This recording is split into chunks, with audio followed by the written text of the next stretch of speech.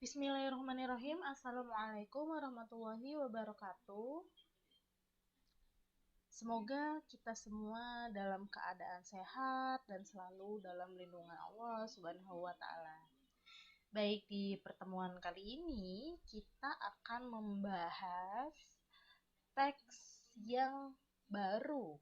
Artinya minggu lalu atau pada pertemuan sebelumnya kita sudah membahas mengenai teks laporan hasil observasi. Nah, pada minggu ini kita masuk ke dalam teks baru yaitu teks eksposisi. Apakah kalian sudah pernah mendengar atau mengetahui apa itu teks eksposisi? Jika kalian sudah mengetahui, berarti di pembelajaran kali ini kalian akan lebih memperdalam lagi apa itu teks eksposisi. Lanjut ya. Menurut KBBI, kata eksposisi itu memiliki arti uraian yang memiliki maksud serta tujuan. Dalam hal ini, kata eksposisi merupakan sesuatu yang menguraikan sebuah masalah. Perlu digarisbawahi ya. Jadi teks eksposisi ini teks yang menguraikan sebuah masalah. Nah, kata eksposisi juga merupakan kata serapan dari bahasa Inggris, yaitu exposition. Kata serapan ini memiliki arti sebuah teks yang memberikan penjelasan. Pengertian teks eksposisi adalah sebuah teks yang isinya mengandung informasi dan pengetahuan yang dimuat secara singkat, padat, dan jelas. Jadi dalam teks eksposisi ini mengandung informasi dan pengetahuan. Tujuannya apa teks eksposisi? Tujuannya untuk menjelaskan suatu informasi tertentu agar dapat menambah ilmu dan pengetahuan audiens atau pembaca, sehingga setelah membaca teks eksposisi, diharapkan pembaca akan mendapatkan pengetahuan secara terperinci mengenai suatu hal atau kejadian. Tadi, teks eksposisi itu menguraikan sebuah permasalahan. Tujuannya agar seseorang ini dapat mendapatkan informasi atau menambah ilmu dari teks eksposisi atau dari permasalahan yang diuraikan. Lanjut, teks eksposisi memiliki beberapa jenis. Yang pertama, ada jenis ilustrasi, yaitu teks eksposisi yang menggunakan penggambaran secara sederhana atau bentuk konkret dari suatu ide. Teks yang mengilustrasikan suatu hal yang mempunyai kesamaan sifat, biasanya menggunakan frasa penghubung. Kemudian ada jenis teks eksposisi berita, yaitu teks eksposisi yang memberikan informasi dari suatu kejadian. Berita itu kan berarti suatu kejadian ya. Teks ini sering dijumpai pada berita atau surat kabar. Teks eksposisi perbandingan, yaitu teks eksposisi yang menerangkan suatu ide atau gagasan pada kalimat utama dengan metode perbandingan. Membandingkan berarti ya metodenya ya. Kemudian proses, yaitu teks eksposisi yang berisi tentang panduan atau tata cara dalam membuat sesuatu. Nah, ini yang jenis proses. Jenis definisi, yaitu teks eksposisi yang berisi tentang pengertian dari suatu objek. Jenis pertentangan, yaitu teks eksposisi yang berisi mengenai pertentangan, antara sesuatu objek dengan objek yang lain. Pada umumnya, teks eksposisi ini menggunakan frasa penghubung meskipun begitu, sebaliknya atau akan tetapi. Nih, frasa ini adanya di dalam teks eksposisinya ya. Kata-kata ini ada dalam teks eksposisi. Kemudian terakhir adalah jenis analisis, yaitu teks eksposisi yang berisi tentang suatu proses dalam memisahkan suatu masalah dari suatu gagasan utama menjadi beberapa subbagian yang kemudian dibuat pengembangannya secara berurutan. Nah, untuk mengetahui lebih detail atau lebih jelas mengenai teks eksposisi, di sini kita lihat ciri-cirinya. Yang pertama, teks eksposisi itu menjelaskan tentang informasi dan pengetahuan. Tadi ya sudah dijelaskan bahwa teks eksposisi ini berisi tentang pengetahuan, memberitahukan kepada pembaca, berisi tentang informasi dan pengetahuan. Jadi informasi mengenai suatu permasalahan atau suatu topik yang dibahas itu apa. Kemudian yang kedua, mengandung gaya informasi yang bersifat mengajak. Ketiga, biasanya menjawab pertanyaan tentang apa siapa, kapan, di mana, mengapa, dan bagaimana. Peristiwa apa yang terjadi, siapa yang terkena peristiwa tersebut, kapan peristiwa itu terjadi, di mana peristiwa itu terjadi, mengapa peristiwa itu terjadi, bagaimana peristiwa itu terjadi. Nah, dijawab di dalam teks eksposisi. Kemudian, berusaha menjelaskan tentang suatu hal. Sudah pasti ya, teks eksposisi itu menjelaskan atau memerinci sebuah topik atau sebuah permasalahan. Gaya penulisan bersifat informatif, artinya memberikan informasi kepada pembaca. Ketika pembaca membaca teks eksposisi, pembaca memiliki wawasan baru atau informasi baru mengenai suatu hal. Kemudian, fakta digunakan sebagai alat kontribusi. Nah, jadi di dalam teks eksposisi itu ada faktanya ya, tidak semuanya berisi opini.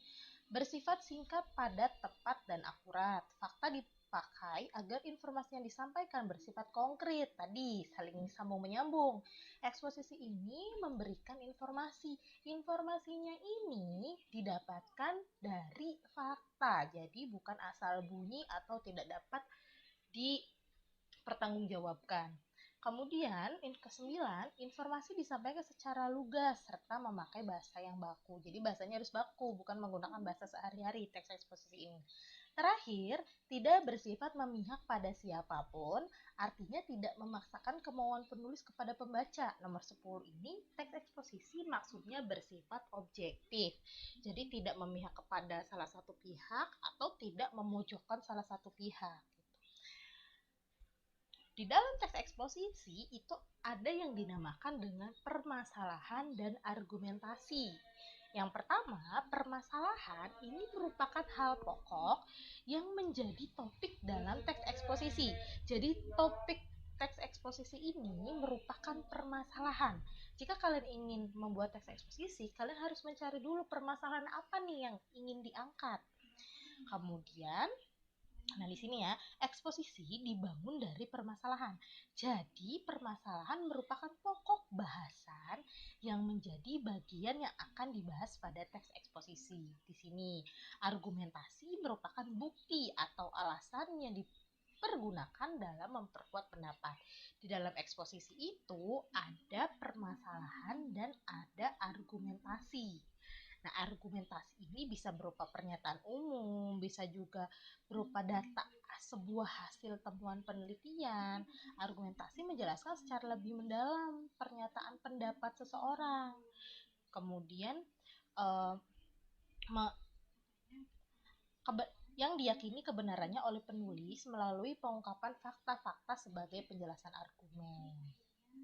Nah, jadi argumentasinya di dalam teks eksposisi itu juga harus didukung oleh fakta. Jadi bukan hanya opini saja ya. Argumentasi sendiri itu kan merupakan alasan untuk memperkuat atau menolak suatu pendapat, pendirian atau gagasan. Nah, argumentasi dalam teks eksposisi itu didukung dengan fakta-fakta. Di sini ada kan pengungkapan fakta-fakta sebagai penjelasan argumen. Jadi tidak hanya asal berargumen. Nah, di sini ada contoh teks eksposisi tentang COVID-19. Tadi teks eksposisi ini mengangkat atau menjelaskan sebuah permasalahan. COVID-19 ini kan sedang menjadi permasalahan yang sangat hangat ya di masyarakat sampai sudah masuk 2 tahun ini di Indonesia. Nah, ini adalah contoh teks eksposisi mengenai COVID-19. Kita skip, langsung ke bawah ya. Nah, contoh analisis permasalahan dan argumentasi dari teks di atas adalah dari teks COVID-19 di atas, permasalahan yang diangkat adalah virus corona sangat berbahaya karena menyerang alat pernapasan manusia. Ini intinya, inti permasalahannya. Kemudian argumentasinya atau alasannya, pendapatnya, mengapa virus corona ini sangat berbahaya karena menyerang alat pernapasan manusia. Pendapatnya, atau argumennya bahwa karena virus corona ini termasuk virus ganas karena penyebarannya yang sangat cepat dan memakan banyak korban jiwa. Jadi bisa disimpulkan bahwa permasalahan dan argumentasi ini merupakan satu kesatuan. Ketika ada permasalahan, maka argumentasinya apa? Pendapatnya apa? Virus corona sangat berbahaya karena menyerang alat pernapasan manusia. Mengapa? Dijelaskan oleh dijelaskan pada argumentasi. Mengapa virus corona berbahaya? Ini kan permasalahannya. Karena virus corona ini merupakan virus ganas. Nah, itu merupakan permasalahan dan argumentasi dalam teks eksposisi. Kemudian, membedakan fakta dan opini di dalam teks eksposisi itu kan tadi harus ada fakta juga ada argumentasi atau opini pendapat. Dalam menyampaikan argumen, pembicara atau penulis dapat menggunakan fakta dan alasan-alasan yang logis. Ini perlu digarisbawahi, kita bold ya. Fakta disajikan dalam kalimat fakta, sedangkan alasan disajikan dalam kalimat opini. Coba perhatikan kalimat berikut. Ini merupakan contoh kalimat fakta. Kementerian Hukum dan Hak Asasi Manusia hingga tanggal 13 Mei 2013 mencatat ada 158.812 narapidana, bla bla bla sampai selesai. Ini kalimat fakta ya. Kalimat opininya, sebagai generasi muda, calon penerus perjuangan bangsa, sudah seharusnya kita menyiapkan diri menjadi generasi yang berkualitas. Dari dua kalimat ini, apa perbedaan dari fakta dan opini? Coba dilihat. Lanjut ya. Nah, fakta menurut KBBI atau Kamus Besar Bahasa Indonesia adalah sesuatu hal yang benar-benar ada dan terjadi. Fakta sering juga disebut dengan kenyataan. Fakta dapat diperoleh melalui suatu pengamatan terhadap suatu objek atau peristiwa. Kalimat fakta adalah suatu kalimat yang di dalamnya terdapat sebuah informasi yang sebenarnya dan dapat dibuktikan kebenarannya. Sedangkan kalau opini ini kebalikannya dari fakta, sering juga disebut kalimat pendapat. Kalimat opini ini suatu kalimat yang berisi hasil gagasan, pendapat, atau perkiraan orang, baik perorangan maupun kelompok. Kita lihat, kalimat fakta itu biasanya ditandai dengan data. Di sini ada datanya, mencatat ada 158.812 narapidana. 899. Ini merupakan data. Ini dinamakan dengan kalimat fakta karena real atau benar-benar terjadi. Ada datanya, ada dasarnya. Sedangkan mengapa kalimat yang kedua ini dinamakan dengan kalimat opini? Karena ini hanya pendapat seseorang saja. Sebagai generasi muda, calon penerus perjuangan bangsa, sudah seharusnya ini merupakan ciri kalimat fakta ya. Sudah seharusnya ini kan berarti pendapat seseorang. Kita menyiapkan diri menjadi generasi yang berkualitas. Nah, itu bedanya. Kalau kalimat fakta itu yang benar-benar terjadi, ada datanya, bisa melalui dari suatu pengamatan, bisa kalian juga lihat datanya. Misalnya kalian ingin membuat teks eksposisi mengenai COVID-19. Kalian cari datanya di Google per bulan September 2021 ada berapa banyak yang sudah terkena COVID di Indonesia. Nah, itu adalah kalimat fakta. Tetapi kalau misalnya kalian hanya mengatakan misalnya COVID-19 ini, untuk mempermudahnya, mari kita lihat ciri-ciri kalimat fakta dan opini. Ciri-ciri kalimat fakta yang pertama tadi, dapat dibuktikan kebenarannya. Ada datanya ya, kemudian berisi data-data yang bersifat kuantitatif atau berupa angka tadi seperti jumlah korbannya dan lain-lain, dan kualitatif atau berupa pernyataan, misalnya pernyataan dari COVID-19, pernyataan dari WHO, kemudian pernyataan dari presiden, dan pernyataan-pernyataan yang sifatnya ini fakta, pernyataan dari orang yang memang ahli di bidangnya. Kemudian mempunyai data yang akurat, baik waktu, tanggal, tempat, dan peristiwa. Jadi bisa dibuktikan kebenarannya. Dikumpulkan dari narasumber yang terpercaya. Bersifat objektif, yakni data yang sebenarnya tidak dibuat-buat. Biasanya menjawab rumusan pertanyaan 5W1H tadi, siapa, bagaimana, apa, mengapa, dan lain-lain. Menyatakan kejadian yang sedang atau telah dan pernah terjadi. Jadi bukan kejadian yang belum terjadi ya. Kalau kejadian yang belum terjadi itu artinya opini. Jadi fakta ini menyatakan kajian yang sedang terjadi atau telah terjadi atau pernah terjadi. Nah, terakhir, informasi berasal dari kejadian yang sebenarnya, bukan hasil rekaan atau imajinasi. Nah, sebaliknya, ciri-ciri kalimat opini itu tidak dapat dibuktikan kebenarannya. Bersifat subjektif dan biasanya disertai dengan pendapat, saran, dan uraian yang menjelaskan. Tidak memiliki narasumber nih, jadi tidak ada narasumbernya, maaf. Kalau fakta itu ada narasumbernya tadi, misalnya pernyataan dari WHO, pernyataan dari presiden, dan lain-lain. Sedangkan kalau opini itu tidak ada narasumbernya dari siapa. Kemudian berisi pendapat tentang peristiwa yang terjadi. Menunjukkan peristiwa yang belum pasti terjadi. Nah, jadi peristiwanya itu belum pasti terjadi. Jadi masih mereka-reka saja nih. Kira-kira nanti kalau seperti ini terjadinya akan seperti apa. Nah, itu atau terjadi di kemudian hari. Jadi menunjukkan peristiwa yang belum pasti terjadi atau terjadi di kemudian hari. Jadi kita belum tahu nih besok dampaknya akan seperti apa, tapi kita sudah mereka-reka. Nah, itu adalah opini. Merupakan pikiran atau pendapat seseorang. Informasi yang disampaikan belum ada pembuktiannya tadi. Biasanya ditandai dengan penggunaan kata-kata bisa jadi, sepertinya, mungkin, seharusnya, sebaiknya, kan ini belum tentu terjadi. Oke, nah itu adalah ciri-ciri kalimat opini. Selanjutnya, ada pengetahuan dan rekomendasi dalam teks eksposisi. Jadi dalam teks eksposisi ini, selain permasalahan dan argumentasi, di dalam teks eksposisi itu ada pengetahuan dan rekomendasi. Maaf. Kita lihat nih, ini pentingnya menggunakan masker saat pandemi. Nah, ini merupakan teks eksposisi menjelaskan tentang ini. Kita lihat ke bawah ya. Nah, jika kalian cermati teks eksposisi di atas, kalian tentu akan menemukan pengetahuan dan rekomendasi dari teks itu.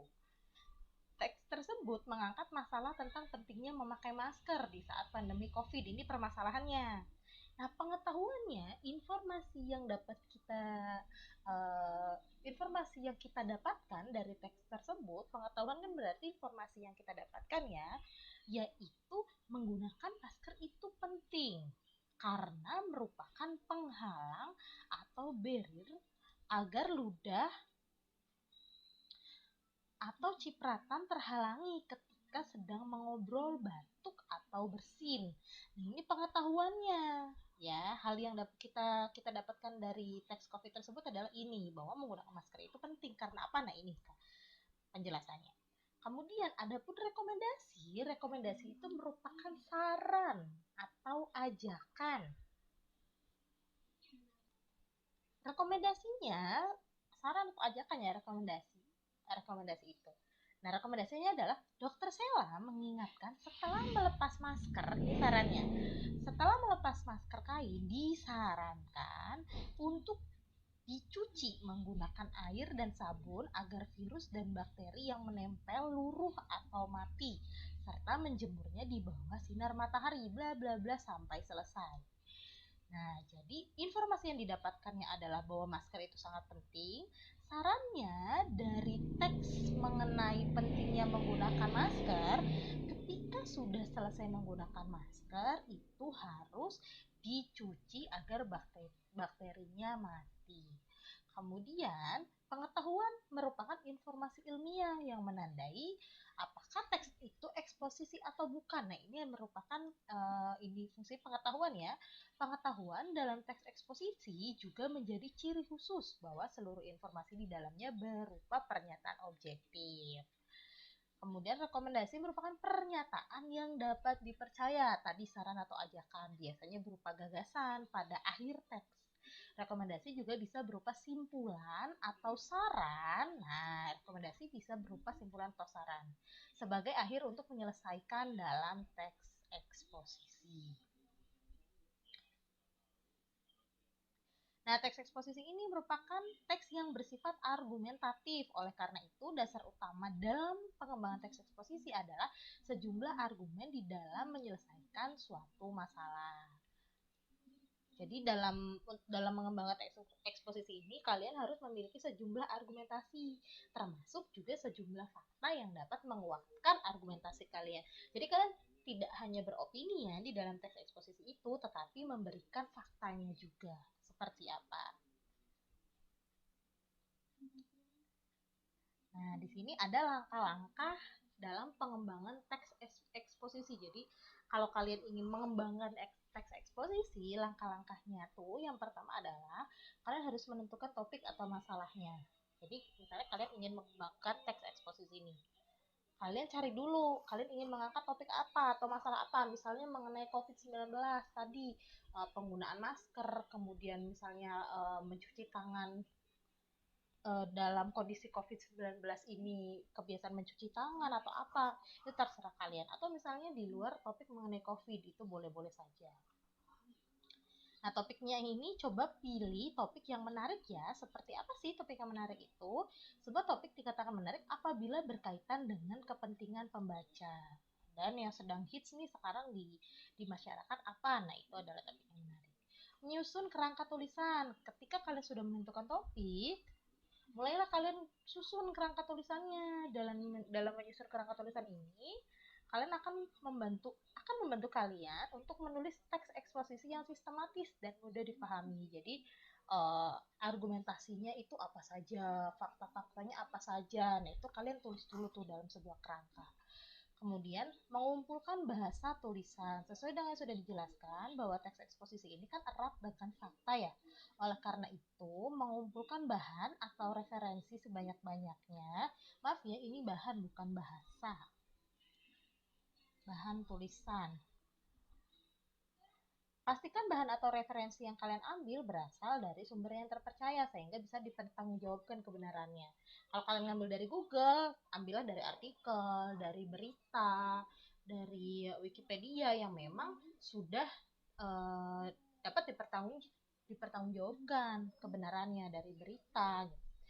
Kemudian, mengembangkan kerangka. Kalau kalian sudah menentukan topik, menyusun kerangka, mengumpulkan bahan tulisan yang berkaitan dengan fakta-faktanya, kalian mengembangkan tuh kerangkanya supaya menjadi teks eksposisi yang baik dan benar. Setelah kerangka tulisan dan bahan terkumpul, kini saatnya kalian memulai mengembangkan kerangka tulisan. Harap diperhatikan ya, dalam pengembangan kerangka tulisan, kalian harus menggunakan bahasa Indonesia yang baik dan benar. Teks eksposisi itu menggunakan bahasa Indonesia yang baku, maka gunakan bahasa Indonesia yang sesuai dengan KBBI atau Kamus Besar Bahasa Indonesia. Nah, sampai di sini semoga bisa dipahami mengenai teks eksposisi. Selanjutnya, kita akan belajar mengenai struktur dan kebahasaan serta bagaimana cara menyusun teks eksposisi. Kurang lebihnya Ibu mohon maaf. Semoga semuanya dapat mengerti dan dapat dipahami dengan baik. Billahi taufiq wal hidayah. Wassalamualaikum warahmatullahi wabarakatuh.